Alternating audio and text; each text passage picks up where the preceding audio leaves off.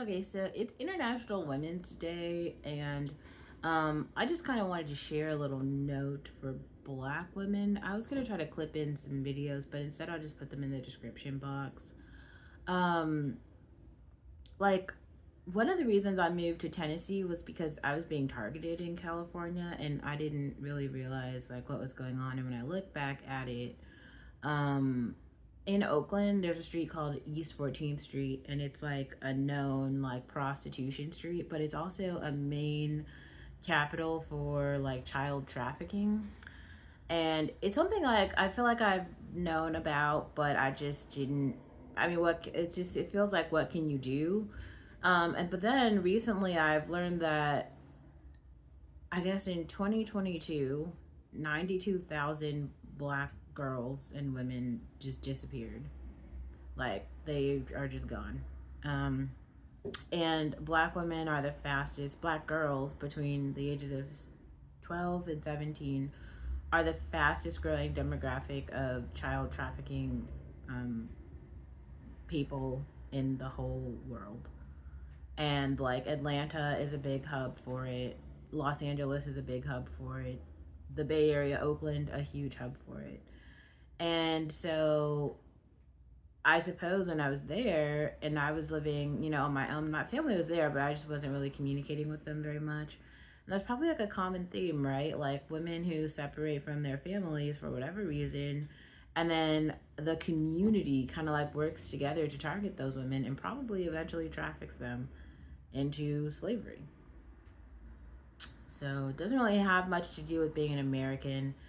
It doesn't really matter where you're from. And I don't know if you guys read this, but you know how they have like all these migrant families like coming across the border or whatever. There's a lot of children in there, and those children are being sex trafficked. Most of them are. And when you realize things like this, and I have written extensively about like kind of the need for Black women to have abortions and to just be very particular with birth. Like, I don't, this country is not a safe place for Black women. It's like the more that I open my eyes, the more that I realize like how unsafe it is. And maybe that I'm like one of the only people who could speak up about it because I might be like one of the only people who cares. Like all the issues that I talk about, they seem really funny, and sometimes they seem like, oh, it doesn't matter, or it's so mean or something. And when you look at it, Black men, all the ones who participate in hip hop culture and rap culture, they are participating in hypersexualizing Black women, and a lot of it is because they don't like Black women and they don't care about Black women, and they want to like hurt Black women. They want to like rape them. They want to kill them. And I honestly believe that. I'm not saying that in some funny way. I don't think that it's all of them. I think that some people are neutral to it. Like they're just like, this happens. I don't give a shit. But go listen to the way that these men talk about women that are in their lives, like women that they know, women that they know of, and stories that they've heard. They'll tell stories very freely and very openly, and a lot of them are about rape. A lot of them are about like using, abusing, and it's just awful. It's almost like if someone were to make a kill toy, and the point of the kill toy is to kill it. I feel like that's the current state of Black women in America right now. The point of them being born is for the men in society, all the men, to like gather together and kill them. Sometimes it's like a slow burn, right? Where it's like, oh, okay, we can watch this person grow up and kind of pretend like we're gonna let them become something, but we're not really gonna let them become anything. And then they don't become anything. They become literal sex slaves. Or there's a couple of them who seem to have gone on and done something, like the ones that we see maybe on the sports commentators. There's some Black girls there. There's always like one Black girl who's like the popular one in culture or something. And but really think about the everyday Black girl that you see in real life. Like, is she really thriving? I saw like I saw this video, and maybe I'll just try to plant this one clip. Um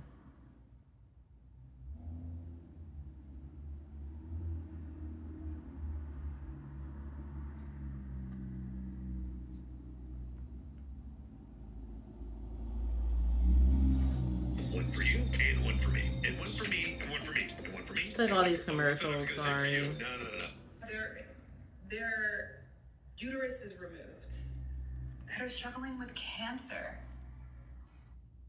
Just enough to take a family vacation once or every other year.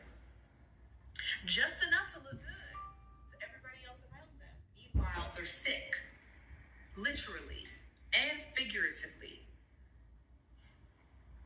I have too many friends below the age of 45, actually below the age of 40, that have fibroids, that have had to have their uteruses removed, that are struggling with cancer, that are dealing with tumors in their brain from stress. Too many. Living in a society that does not want us to win. I wanted to be and want to be a mother who raises their children to make choice-based decisions, not to be living. I'll put the link to that video in the description box, but this is a girl, I think her name is Ashley, in Africa, so she's moved to Africa. I also plan to move to Africa. I just have to like save enough money to you know, make it happen. But I want to be very serious, like, and I guess like I've just become so accustomed to my own survival strategies that like I didn't think to like outsource them, to like, you know, talk about the reason I do certain things or don't do certain things, or how I make decisions. And then I guess I've had like enough reflection time now where, you know, I've been able to just understand like who my threats are, like who my enemies are, where my immediate threats come from, where my like secondary level threats come from, and how to navigate them. But I guess I wanted to talk about that because it is like International Women's Day, and I know that I have some black women on the channel now, and I appreciate that. I know I'm probably like one of the black girls who just has like unpopular opinions. Like, if you're a black male, I just want to really be very clear here. I don't know why you're here. This is not a space for you. Not to be funny or anything, but like this is just, I would even say like, I would go so far as to probably say it's not a safe space for you. If you're a black father, I would say it's probably like a useful space for you just to learn like the reality of survival skills that it takes, because I feel like I've had to be a survival ninja to like get to where I am. Like, when I tell you I've dodged bullets, I've dodged bullets. Like, there is not there's not an easy way to say that. Like, people, this society does not support, okay, black girls just being alive. Like, black girls as sex slaves, that is completely fine. Black girls in prison, this is fine. Black girls in poverty, totally fine. Anything else, unacceptable places for black girls to be: living on their own in apartments, in college, at jobs, coffee shops, grocery stores, restaurants. The list goes on, right? Now, the funny thing about this, and I'm saying this from an honest angle, not from an angle where I'm trying to like, I don't want to influence anyone. What I want to do is inform. I don't want to, influence. I want to inform. And what I mean by that is I hope that you don't change your life because of what I'm saying and because of my lived experience. Instead, I'd rather you use that as like evidence and then go out into the world and test my hypothesis. Like, if I'm explaining to you, I see this pattern and this pattern and this pattern, and then you're saying like, no, I don't believe that. Okay, well then go out, and then when I'm talking about like black men are doing this as a collective group, and then you're like, I don't see that. Well, go talk to some black men. Don't be like there's other women who feel this way. Just talk to them honestly and then see what they say. I guarantee you about 90% of the time what I said is going to hold true. Because like the funny part about this is I'm getting a lot of my data from people who in the past I considered friends. And so they were just having like friendly chats with me talking to me about other really awful things that they did to probably black women, some like Latino women, women from the developing world, and they talked to me about it because they felt like it was safe. And then on International Women's Day, I want to just be very clear, like if I have to pick a side, I'm picking the side of women, even though like I'm not popular with women at all. Like there's a whole bunch of issues with like me and most women, but at the same time, I at the end of the day, I realized like the harm that typically comes toward me is coming from like other women. It isn't coming from like um I'm sorry, it's coming from men, not other women. That's definitely what I meant to say. I don't know why that came out that way. Yeah, so I guess I just want to say, like, wherever you come from, whatever socioeconomic class or, group that you belong to, maybe just realize that, like, wow, like, your mother probably struggled a lot to get you to just grow up. And that's something that maybe you don't realize until you get into adulthood and you're like, damn, it is really hard to, like, get this far. And you look around and you realize like all the people who did not make it this far, and that like and you also realize that a lot of people won't make it this far. It's very isolating.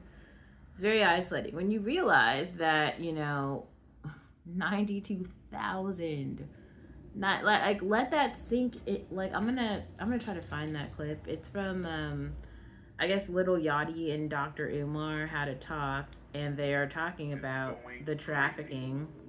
When I said I'm not going to sit down with him, I chose not to sit down with him. Makes a lot of sense. Are you still married? I've never been married. Are you? They got 10 black girls in there, all with BBLs, fake titties, mini skirts, and hip hop clothes. Oh, here you go. So he talks Those about men who are going to be charged for that crime. A, for themselves, and B, to impress their friends just as much as a man. Tell me about the. Okay, go ahead.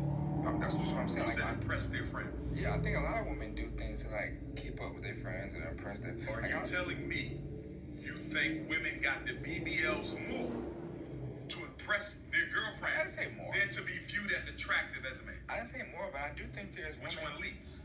Huh? Sorry. Which one leads? Impressing the friends. I think impressive. I think for perceived themselves. as attractive. Well, I don't gotta be attractive. I think it's just for self-esteem. I think sometimes women look in the mirror. You know what he just said? But not For what? But for Self-esteem, Yachty. Right to for themselves though. It don't have to be for another Okay, man. but why is the self-esteem low without the BBL? Man, it could be based on your friends. sorry, this goes on for a while. I don't want to like miss it. And the society in which they live. And we gotta admit something, black men. We have sexually objectified the black woman into a sexual instrument. And you know why this hurts me? Who's the #1 sex trafficking victim in America right now, Yachty? Teenage black girls. I know that. 12 to 17. And guess what the biggest population is, Queen? 14 to 17. They're the #1 commodity on the